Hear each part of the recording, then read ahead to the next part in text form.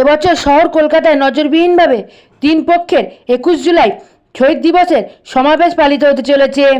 আজ বিড়ালা তারামণ্ডলের সামনে রাস্তায় শহীদ দিবস পালন করবে প্রাক্তন মুখ্যমন্ত্রী মমতা বন্দ্যোপাধ্যায়ের নেতৃত্বাধীন কালীঘাট তৃণমূল।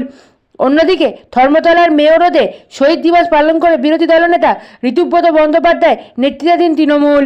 পাশাপাশি প্রদেশ কংগ্রেসের শহীদ দিবসের সমাবেশ হবে শহীদ মিনারে। অন্যান্য বছরের মতো এবার 21শে জুলাইয়ের সেই চেনা ভিড় উধাও। প্রতি বছর জেলার বিভিন্ন প্রান্ত থেকে ট্রেনে করে 21শে জুলাই সমাবেশে যেতেন বহু তৃণমূল কর্মী সমর্থকরা। কোলফিল্ড এক্সপ্রেস, অগ্নিবীণা এক্সপ্রেস ধরে রওনা দিতেন তৃণমূল কর্মীরা।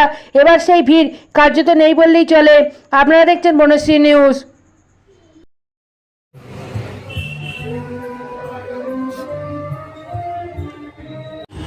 আমরা আমাদের শহীদ বন্ধনের যে সভা তার নির্দিষ্ট সময় শুরু করব।